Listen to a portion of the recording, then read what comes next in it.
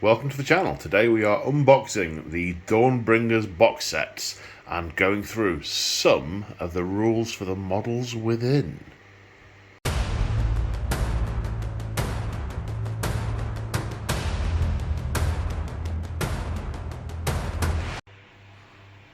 That's right, folks. GW have sent me these boxes free of charge for your reviewing pleasure. So let's start with the Fyreslayers, Fury's Flamebearers. Okay, so what do you get in the box? You get 10 Volkite Berserkers. They can be equipped either with 2 Firesteel hand axes or a weapon and a fling shield. Obviously, this is the way they want you to make it up to be the formation, the war scroll that is Fury's Flamebeards. But if you're just after the models, yeah, you can do 2 axes or pick and shield or axe and shield. Then there's a unit of Auric Hearthguard and a unit of Hearthguard Berserkers. They are essentially the same kit. So you could do 10 of these, 10 of these, and there's another option for these that have axes rather than the magma flails. So you can build them that way. The new thing in the box is the Grimhold Exile. And in here somewhere, this is Sprue. They look like Hearthguard, Hearthguard, Hearthguard, Hearthguard. Is it this one? Oh, this looks like it. This looks like a character Sprue, a hero Sprue. Okay, what do we have then? We've got an obligatory portable rock, or a leaping rock, because this guy is leaping off a rock.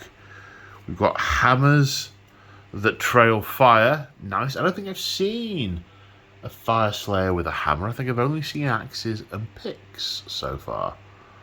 So that's interesting. A Mahosive pair of Mohawks, or one Mohawk, maybe that's just in 2 parts. Multi-part hair. You'd think it was an elf. Oh, wash your mouth out. Then we've got some, his body, we've got some nice runes. You can clearly see the runes on there and on his legs. That will be suitably shadable. And his super yelly mouth. Now I wonder, so instructions, yeah, this guy is a mono build. You can only put him together one way. Now Hearthguard Berserkers, I wonder if it gives you the instructions. No, it doesn't. It doesn't give you the instructions for the different ways you could build them. It simply tells you the one way it wants you to build them. So yeah, if you want to build them differently, you'd have to get a hold of some other instructions, which is yeah. So, Fury's Flamebearers. So, as you might expect, this is a unit. You can include it in any order army. A couple of restrictions, but basically any order army, as long as you haven't got other allies and whatnot, or Regiments of Renown. This is another Regiment of Renown. It consists of a Grimhold Exile. So, I'm pleased they haven't brought this guy out and are calling him Fury. They brought the model out and they are calling him a Grimhold Exile. So he's generic, you can use him anywhere. Grimhold Exile, 5 Hearthguard, 5 Berserkers, 5 Auric Hearthguard, 5 Hearthguard Berserkers, and 10 Volkite Berserkers. Doesn't specify on the sheet how they have to be equipped. So yeah, you can go nuts with your weapon combos. You get 2 abilities for Fury's Flamebearers. You get toe-to-toe. Enemy monsters within 3 inches cannot contest objectives. And you get the Defiance of Grimnir. Units in this regiment cannot be picked when your opponent carries out a monstrous rampage. Ooh. Right, the Grimhold Exile itself. Bravery 9. 6 wounds, 4+ save. He has fire rune hammers, 5 attacks, 3+3+, -2 damage. That's quite nice. Once per game, because he carries the last of the lodge fire. Once per game, he can lob it at the enemy, and it does some mortal wounds.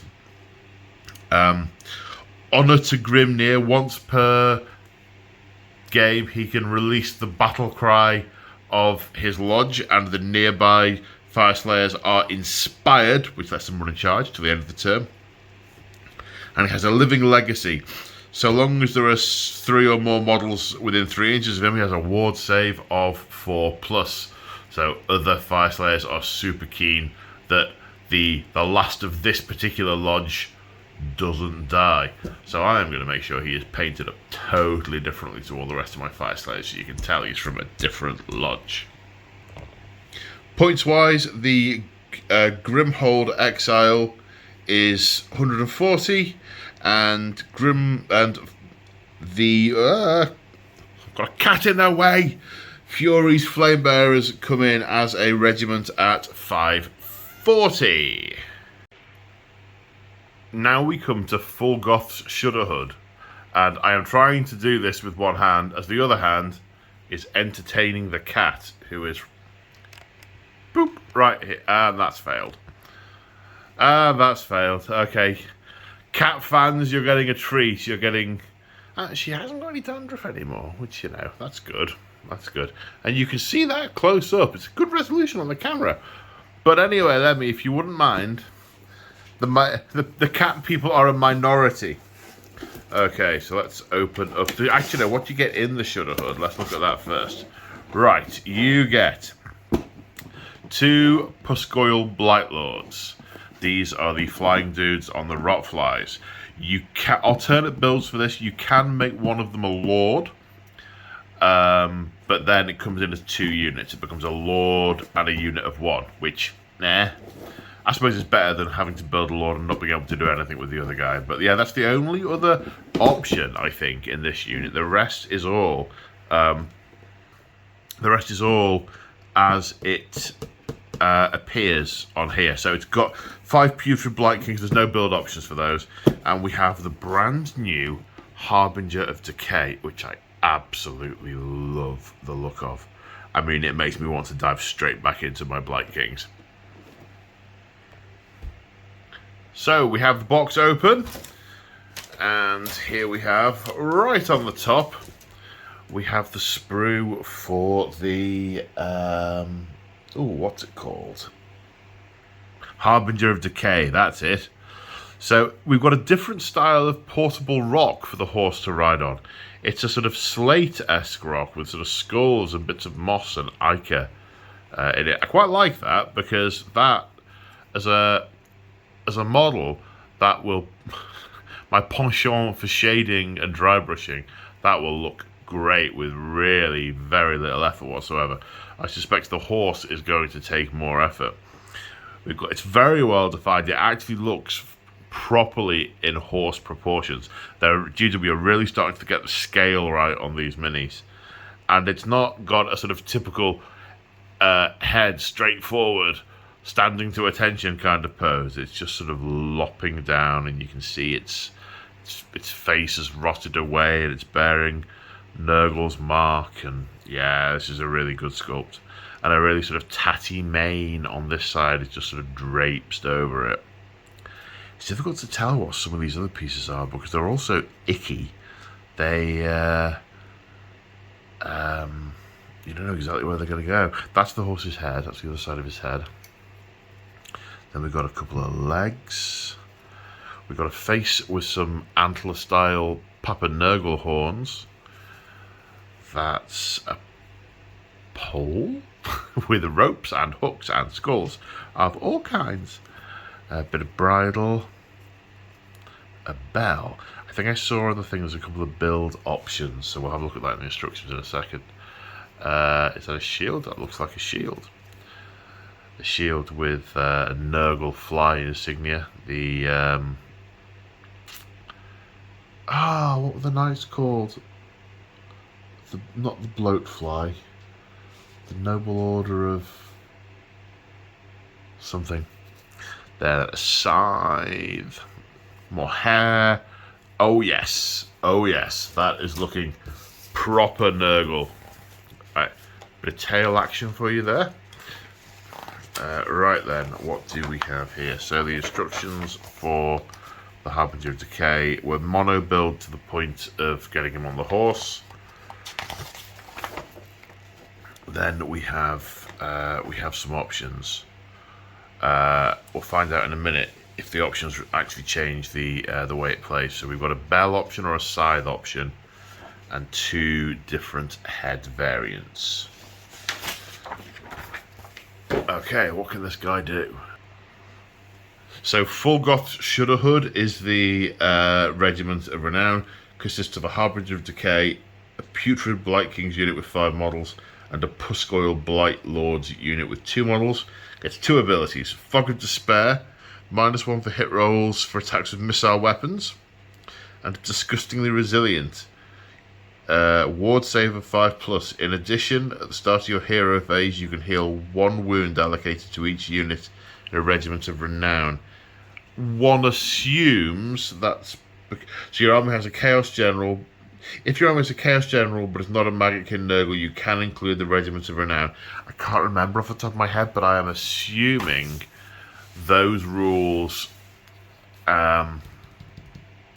those, I think I'm right in thinking those are Magickin rules, but they are probably battle traits, and they're probably on here to mean that whichever army you include these of, they get the battle traits that absolutely make sense. The Disgustingly Resilient, the Ward Save, and the wounds coming back. So that's Fulgoth's Sugarhood. Yeah, -1 to hit with missile weapons, basically, plus it counts as being Magickin from that perspective. Right, the Harbinger of Decay. Move of 8 on that horse. That's good. That's a lot for a Blight King army. Although I suppose it's not that much more than the flying ones. Yeah, anyway, so forget I said that. Okay, 7 wounds, 3+ save.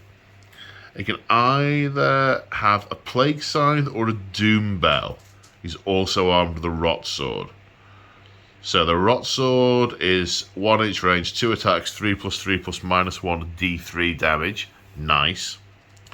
The Plague Scythe is a 2 range, 2 attacks, 3+3 +2 3 damage. So he is a beat stick if he's carrying the scythe. The Flyblown Bite is the horse. 1 range, 4 attacks, 4+4 +1. So if you're carrying the bell, you don't get the extra weapon. Shudder Blight. This is one special rule. At the start of the combat phase, pick an enemy unit within 3 inches, roll the dice. On a 3+, they cannot issue or receive commands that phase, as they get very, very poorly indeed. Yes, talking about you. Toll of the Doom Bell. Uh-oh. If this unit carries a Doom Bell, once per battle in your hero phase, it can toll the Doom Bell.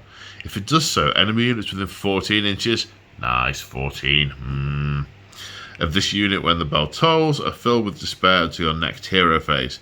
The following effects apply to a unit with despair. -1 from their move, -1 from run rolls, -1 from charge rolls. Okay, they're less keen to get close to you. And then his final rule on his data card, Omens of Decay. Oh, he's a priest! Okay, he's a priest. Omens of Decay is a prayer that has an answer value of 3, range of 14, pick an enemy unit, subtract the current battle round from that unit's bravery characteristic until your next hero phase. Omen of Decay. So they're just gonna, yeah. Harbingers of Decay are diseased prophets, able to divine omens through grisly rites and observing the spread of sickness. Ew! Points-wise, this bad boy, and he's a naughty boy. This bad boy, the Harbinger of Decay, comes in at 190. The Fulgoth's Sugarhood is 590, and obviously it's taken as a single unit. These are all taken as bought as a single unit, but or they play the game as separate units. Okay, I wonder which one's next. Next we have Jerian's Delegation. You might think it's in a funny camera angle, but if I move it any further up, I risk not letting sleeping cats lie. So what do you get in the box? 20 Crypt Ghouls, standard. You get the Marrow Scroll Herald. I love that name, and I love the fact there's like legs hanging off him. he is obviously, in this context, he is Jerian. Then you get a unit of Crypt Horrors and a unit of Crypt Flayers. They are in fact the same models with different build options. So if you're just buying it for the minis, you could mix and match as you see fit. In fact, they also are, what are they called? Is it Vargheists? That they also do a model for the vampire counts. So there's 6 of those in this box if you're that way inclined. And again, just in it for the minis. Right, the box is open. Build instructions are here.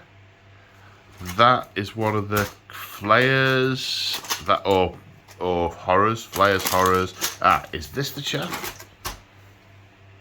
Yes, this looks like him. Now, what do we have? What do we have? We have that lovely scythe. Let's see if the camera will behave a bit better. There we go. We've got this lovely scythe-like thing with all these bones hanging off it. It looks to me, I can't... Is it wooden? Oh yeah, I think it is wooden. And these bits at the end are maybe carved out of leg bones. I did think that the whole thing was one bone, but it doesn't seem to be. We have some intestines here and a bone sticking out. I'm assuming that guy gets hooked on somewhere. He's being carried. Here's the face of the guy. You wouldn't like to meet him on a dark night, would you? And he's got a head mounted on his shoulder. Presumably he thinks it's like a pauldron. He says, "Armour, bring me my armour!" As some Crypt Ghoul is... He sees a serf tightening leather straps as the Crypt Ghoul is just bashing this skull over the guy's shoulder until it stays. Some rib cages. Oh, draping skin. Nom nom nom nom nom nom nom. Is that a cloven hoof? That's a cloven hoof. He's starting to go a little bit more animalistic. Yes, that is a gorgeous model. Are there any build options for this little fella? No, he's a mono build. And I suspect you don't get all the build options for the others in here as well. You can build the horrors. You can build the flayers, the horrors, but you don't get the option to build the whatever the other one is that I can't remember. Right, rules-wise, Jerian's delegation. Yeah, you can take him in any death army. 1 Marrow Scroll Herald. 1 Crypt Ghoul unit with 20 models. 1 Horror unit with 3 models. 1 Crypt Flare unit with 3 models. 2 abilities to all the units in the delegation. Urgent Missive. Oh, I like that. Sir Jerian and his retainers have a frenzied devotion to their holy duty, which sees them lope and scrabble across the battlefield with terrifying haste. Units in this Regiment of Renown can run and still charge later in the turn. Tally-ho! We must deliver this missive! Deathless Courtiers. Units in this Regiment of Renown have a ward save of 6+. Yeah, okay, so same deal as for the Blight Kings. That is just giving them one of their faction rules back if they are not taken in a Flesh Eater Courts army. Okay, so Marrow Scroll Herald. Well, he's move 6, 5 wounds, 10 bravery, 5+ save. The Bone Scythe is range of 2, 5 attacks, 3+3 +(-1), 2 damage. Quite nice, quite nice. Nothing earth-shattering, but you know, good. A couple of rules on his card. Oh, this is a long one. The King's Entreaty. End of the charge phase, pick an enemy unit within 3 inches and say it will offer the unit an infected bone. If you do so, your opponent must choose whether or not to accept the infected bone. What's the description of this? What's the narrative? The message carried by a Marrow-Bone Herald is an entreaty to madness and carnage. So he thinks he's handing over a scroll. Nice. If it refuses, the strike's first effect applies to friendly Flesh Eater Courts within 3 inches until the end of the following combat phase. If it accepts, the enemy unit becomes infected. For the rest of the battle, roll 2d6 before an infected unit issues or receives a command, attempts to cast a spell or chant a prayer. That's the list. Make the roll before the action is carried out. If the roll is greater than the unit's bravery characteristic, the unit cannot perform that action that phase. Right, so you run up to a character and either everyone around him gets to strike him first, or he gets rather poorly and he or she potentially can't issue orders, or cast spells, or can't press. Sorry, it's not funny, but it's hilarious. And don't shoot the messenger is his other ability. The unit is not visible to enemy models while wholly within 6 inches of 5 other friendly Flesh Eater Court models. Oh, I love it. Right, what about the sweet points? Okay, so a Marrow Scroll Herald is 115 points, and Jerian's Delegation is 460 points. And it's the cheapest delegation, but not the cheapest hero. Ah, right, who's left? It must be the Gloom Spikes. We've done the other 3. Right then, but by no means least, well, possibly least, I don't know, we'll find out. We have Braggett's Bottle Snatchers. So what do you get in the box? You get a Rubble Rouser. Again, it's a character in its own right, not just whatever I just said the guy's name was. A Squigherd, you've got no build options with that. But a Gobberpalooza, no build options with that, but they are all funky dunky little, well, not heroes anymore, it's a unit now, but they're all cool. They're in the stories, in the novels, they're great.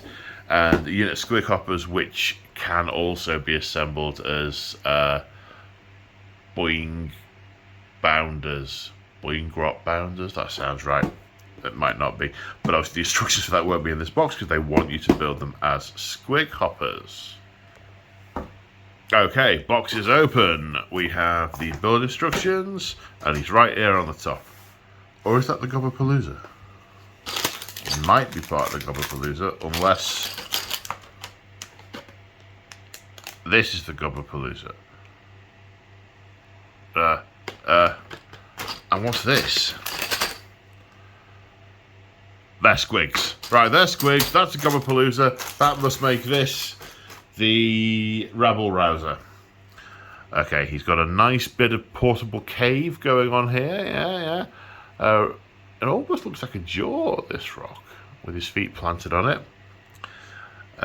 He's got a traditional tatty robe, as one would expect from a Gloom Spike Git. Or in the ancient past, a Night Goblin. A couple of nice spiky stabby weapons. What I'm pleased to see is they're a good model, they're a good mould, they've got some definition to them, but they're still in keeping in shape and size with the much older sculpts that form the backbone of the army. So it says to me they're not changing that anytime soon, which I am pleased about because I just painted a lot of them. I say just. Alright, and then he's got this big jaw. It looks like a squig skeleton with the squig teeth, and then that looks like a squig spine that's got mushrooms. It's got shrooms growing out of it. And the head of the squig. And then there's these tiny little flying squigs following it round. Oh, and there's his face. Look at that. How deranged does he look? I loves me job, I does. Right, let's see if there's anything in the way of variation for build instructions. No. One way of building him. Let's see what he does. Okay, so Braggett's Bottle Snatchers. One Rubble Rouser. Brackets Braggett. The others don't say brackets behind them. Oh, no. Anyway, one Gobberpalooza. One Squigherd with 12 models, one Squighoppers unit with 10 models. You can add it to any destruction army. Right, Major Irritant. This is one of their abilities. If a unit of this regiment receives the redeploy command, any other friendly units in this Regiment of Renown within 6 inches can immediately make a D6 move, but they must finish their move more than 3 inches from all enemy units and cannot shoot later in the turn. So you can't, unleash hell with them. Okay, fair enough. But this, I don't think many, if any, can actually shoot in this regiment. So if you redeploy with one unit and the others are within 6, not wholly within, you could effectively redeploy them as well. Everyone takes a step backwards. I can see why they call it major irritant. You do that every phase, every turn. And the other rule, secret tunnels. Instead of setting up this Regiment of Renown on the battlefield, you can place it to one side and say, they are navigating the secret tunnels. If you do so at the start of your first hero phase, you can set all these units up wholly within 6 of the edge of the board, more than 9 inches from enemy units, and cannot move any further. Okay, right then. What can the Rubble Rouser do? 5-inch move, 5 wounds, bravery 5, 4+ save. 4+ save is quite good. Moon Sickle and Basher. Range 1 inches. 5 attacks. Sorry, I've just seen the damage. 5 attacks. 3+3+, -1 D3 damage. That feels incongruous with what he actually is. That feels like a boss would be doing that much with a massive big hitting stick. Yeah. Okay, he's got 4 special rules. Mushroom Stuffed Bat Squigs. Once per battle in your shooting phase, you can say the unit will deploy its bat squigs.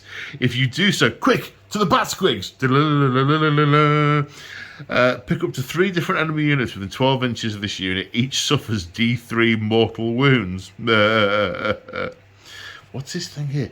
Bellowing, wakey, wakey, at deafening volumes. Rabble rousers have taken it upon themselves to rile up the subterranean hordes. So grating are their magically enhanced voices that they can stir even the most stubborn titans from their slumber. Uh-oh. Squig Skull Armor. This is why he has a 4+ save. The unit has a ward of 4+, while it is more than 6 inches from all enemy models. Okay, so it's got a 4+ ward against shooting, and the armor will be why it has a save of 4+, although there's no direct correlation from a rules perspective. Another rule, get going, you gits. While friendly enemy, that's easy for you to say, while any friendly units with this ability are on the battlefield, when you pick a friendly monster to move in the movement phase, you can say it is goaded until the end of the turn. While the friendly monster is goaded, it can run and still charge later in the turn. So it says friendly monster. It doesn't say Gloomspite monster. So you could goad, I don't know, let's say a Maw Crusher or a Gargant or a Stonehorn or I feel queasy. So while a friendly monster is goaded, it can run and still charge later in the turn. However, a goaded unit must finish any kind of move except pilot moves closer to a unit with this ability than it was at the start of the move.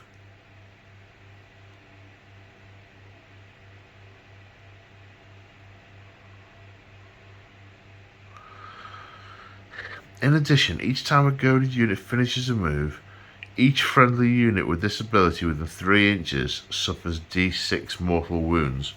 Roll separately for each.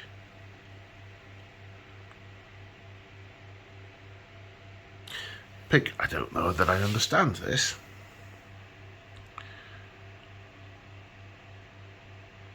Right, it's goaded to the end of the turn. There's no range on this goading, so in theory, the Rabble Rouser can be on the other side of the battlefield and goad a friendly monster.